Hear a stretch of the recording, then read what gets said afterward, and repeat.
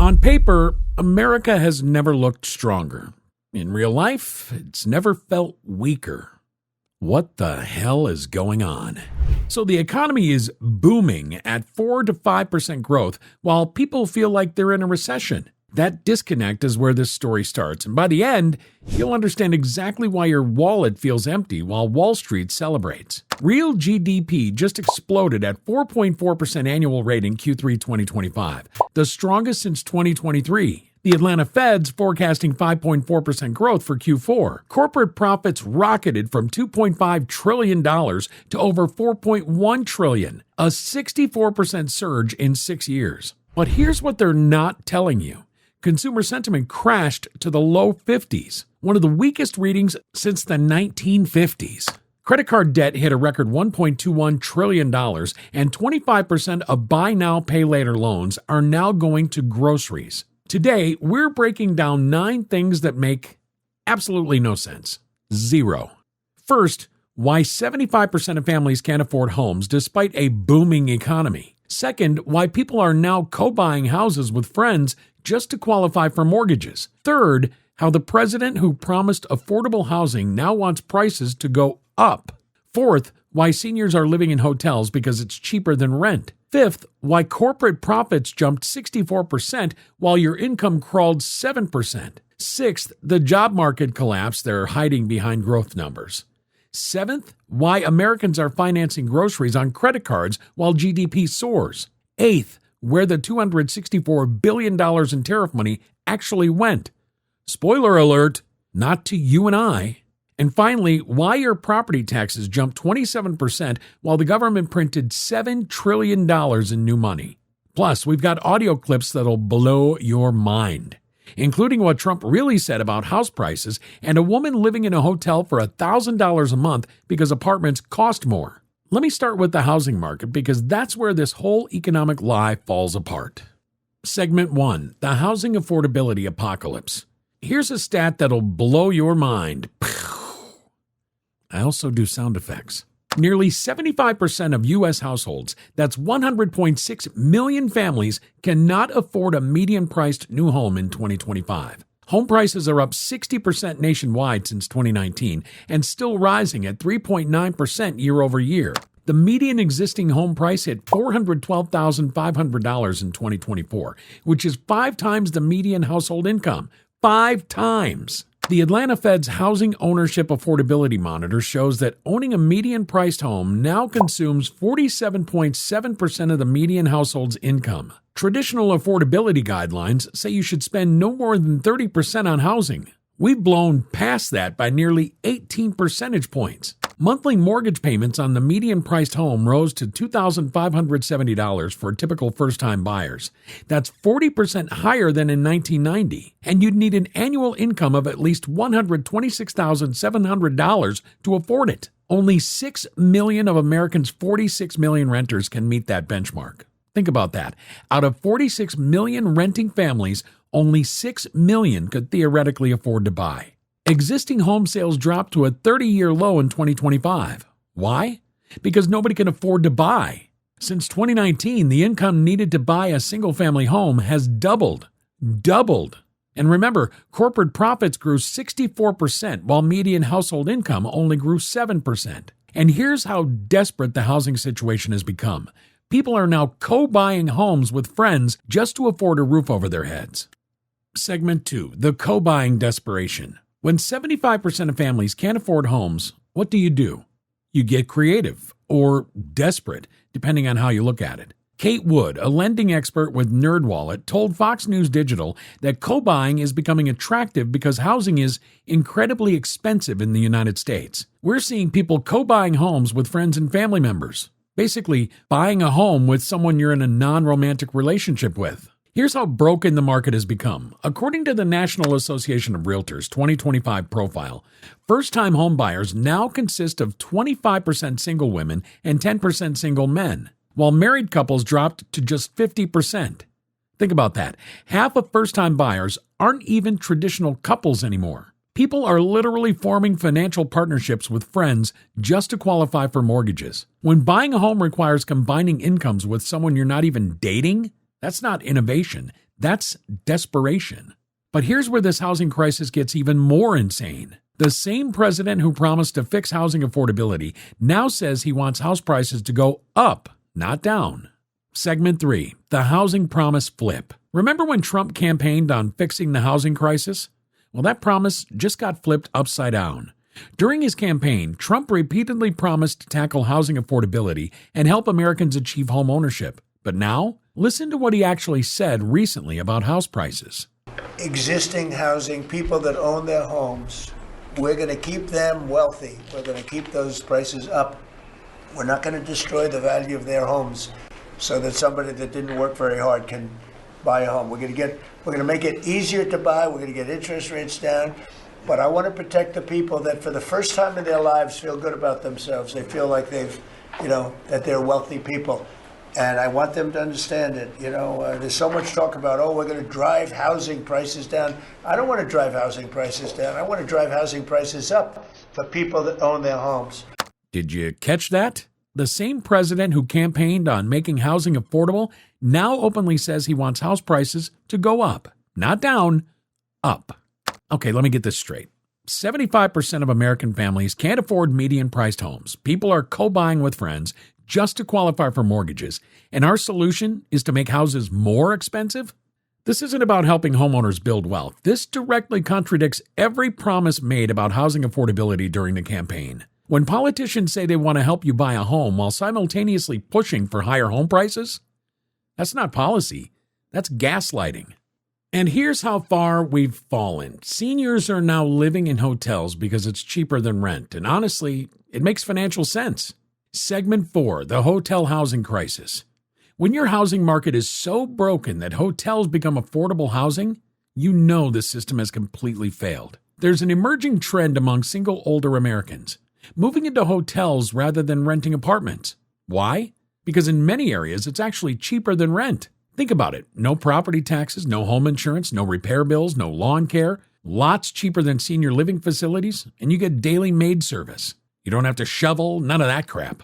Listen to this woman who's doing exactly that for just $1,000 a month. That you can move into the hotel for just $1,000, or $1,020 plus $100 deposit, and with a valid ID. And it's cheaper to live in a hotel than an actual apartment or house, because here, this hotel or any hotel, you don't pay an electric bill, no water bill, no gas bill. You don't have to pay for lawn service. You get housekeeping every day if you want it. You have access to a pool. There's a lot of benefits to living long-term in a hotel. Here it comes out to $12,000 a year. Did you hear that? $1,000 a month for what amounts to a studio apartment with daily housekeeping and utilities included. In many markets, that's less than rent for a one-bedroom apartment that comes with zero services. This isn't innovation. This is American seniors being priced out of basic housing and having to get creative just to survive. When retirees are choosing hotel rooms over apartments because it's the only affordable option, that's not a housing market. That's a housing emergency. If you're finding this eye-opening, hit the notification bell and stay with me until the end because we're just getting started. We're about to show you data that will make your jaw drop. Now, let's talk about who's actually winning in this booming economy while housing collapses. Segment 5, the corporate windfall. Here's who's actually profiting while you can't afford a home. Corporate profits for U.S. companies rocketed from roughly $2.5 trillion at the end of 2019 to just over $4.1 trillion by Q3 2025. That's a 64% gain in under 6 years. Federal Reserve researchers note that corporate profits as a share of national income have risen since the pandemic and now sit around 15 to 16% higher than in 2019. The surge has been especially strong in domestic non-financial industries like retail, construction, manufacturing, and healthcare. Much of it has flowed back to shareholders through higher dividends. Meanwhile, your paycheck tells a very different story. Real median household income crawled from the low 80,000s in 2019 to about $83,700 in 2024, barely a 7% increase after inflation.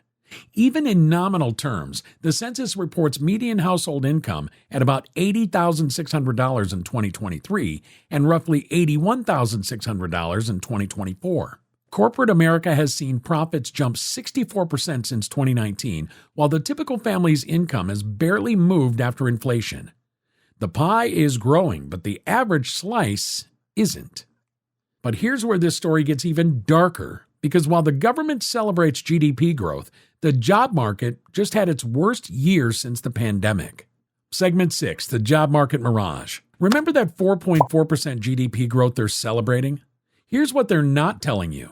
2025 was a brutal year for workers. Employers added only 584,000 jobs for the entire year compared to 2 million in 2024. That's the weakest job growth since 2020. The unemployment rate crept up to 4.6% in November, hitting a 4-year high, with 7.8 million Americans counted as unemployed, up from 7.1 million the previous year. But the real story isn't just the numbers, it's who's getting crushed. Young Americans under 25, their unemployment rate is 10.4%, more than double the overall rate. And here's the part that should terrify you. Job postings are down 15% compared to last year, while new graduates are submitting 23 applications per full-time job, up 8% from last year. So there are fewer jobs and more people competing for them. And companies like Amazon, Microsoft, UPS, and Verizon, they've been laying off thousands of workers through 2025. UPS announced plans to cut up to 30,000 operational jobs this year. Verizon also announced plans to cut more than 13,000 workers, their largest ever layoff campaign. The hiring rate is now hovering near levels we saw in 2020 and during the Great Recession. One professional with 15 years of experience told PBS she's applied to over 860 jobs in 11 months and only interviewed with 9 or 10 companies. So while GDP grows at 4.4%, millions of qualified Americans can't find work. That's not economic strength. That's a labor market in crisis. And this is where this story gets even scarier, if you can believe that, because while people can't find jobs, Americans are funding their survival on credit. Segment 7, the credit card grocery crisis. When 1 in 4 buy now, pay later loans goes to groceries and credit card debt tops $1.2 trillion, that's not discretionary spending, that's plain survival.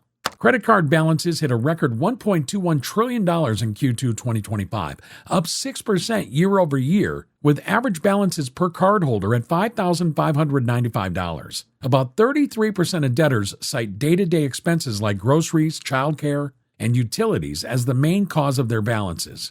61% have carried debt for over a year. Buy now, pay later usage for groceries jumped dramatically. 25% of buy now, pay later users applied it to food in early 2025 surveys, up from 14% in 2022 and 21% in 2023. Household revolving credit card debt averaged $11,413 per indebted household as of Q3 2025, up 4% year over year. The household debt service ratio held steady at around 8% of disposable income in mid-2025, below pre-pandemic peaks, but still elevated for subprime borrowers facing delinquencies. And here's the kicker. A major 2025-26 Visa and MasterCard settlement now lets retailers like Walmart and Target add surcharges to some credit cards or decline certain high-fee cards altogether. Reports note that shoppers could see new fees at checkout or find that some premium rewards cards are no longer accepted. When people are swiping credit just to buy food, and now even that card might come with extra fees or get declined, that's certainly not a picture of a healthy middle class. And it gets worse, because while corporations are celebrating record profits, let's talk about where the tariff money they keep bragging about actually went. Segment 8, the $264 billion question. President Trump's been hyping tariffs. We're bringing in billions. That's my best Trump you're going to get. That's all you're getting. Anyways, those claims being floated around say about $650 billion total has been collected. We're going to fact check this for you. The administration has highlighted tariffs as a major revenue source and suggested they could bring in hundreds of billions per year. But independent budget analysts estimate that recent auto and other tariffs might raise on the order of $6 to $650 billion over a full decade, not in a single year. Here's what actually happened. Treasury data show customs duties did surge in calendar year 2025, reaching about $264 billion, more than 250% of the prior year's tariff revenue. That's real money flowing into government coffers. But here's what every economist will tell you.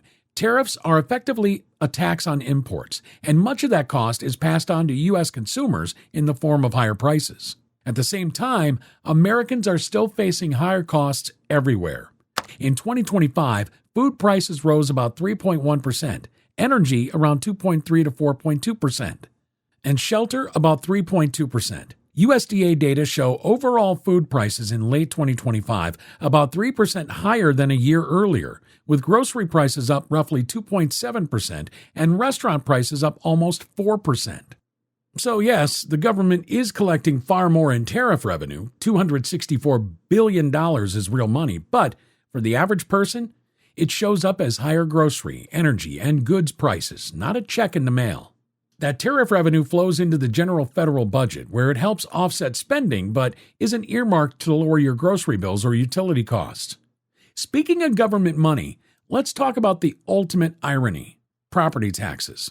Segment 9, the property tax paradox. Here's something that will make your blood boil.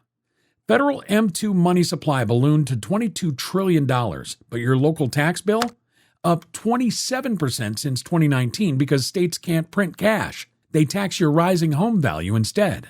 The federal government can print money. M2 money supply grew 4.3% year over year to a record $22.3 trillion in November 2025, up 49% since 2019. But median property tax bills for single-family homes rose 5.1% in 2024 to $3,018, up 27% since 2019, tracking home price surges of 25% since 2020.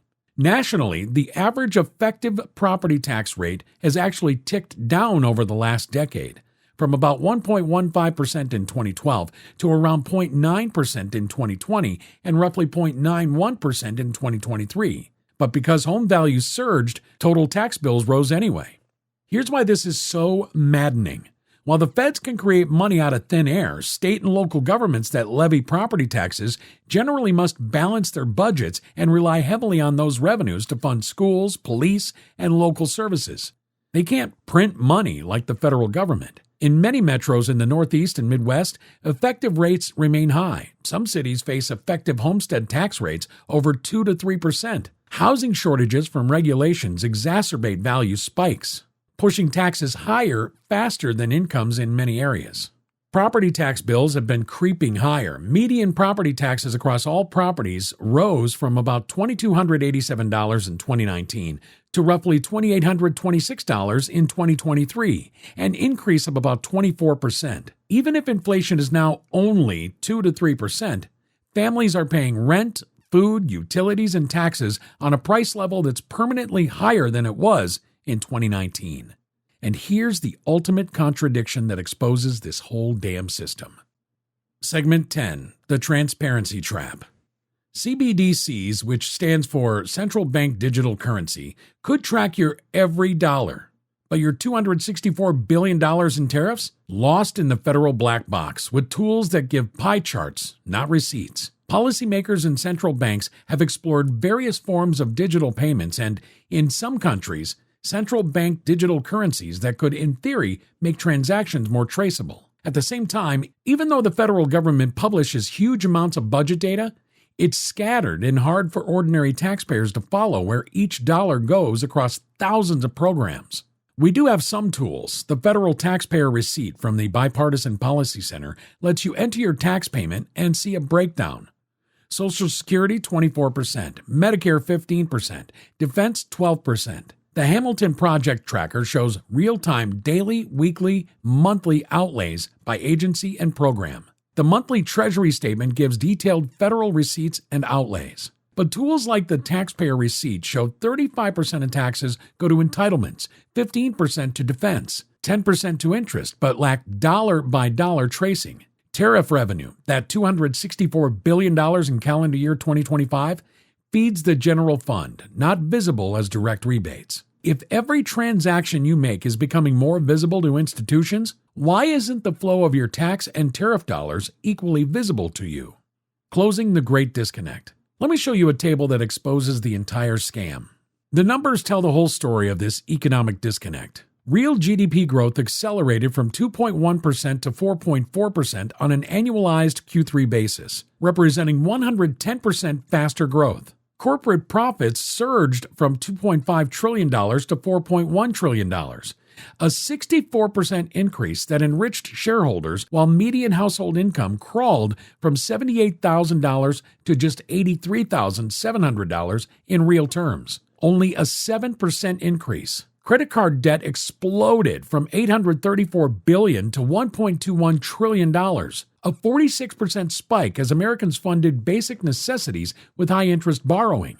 Property tax bills climbed from a median $2,400 to $3,000, a 25% increase that squeezed homeowners even as the federal government expanded M2 money supply from $15 trillion to $22.3 trillion, a massive 49% increase in printed money. Meanwhile, consumer sentiment collapsed from 90s average to the low 50s, hitting near record lows despite the supposed economic boom. On paper, the U.S. is posting 4 to 5% real GDP growth, near target inflation, and record corporate profits. On the ground, consumer sentiment is near record lows.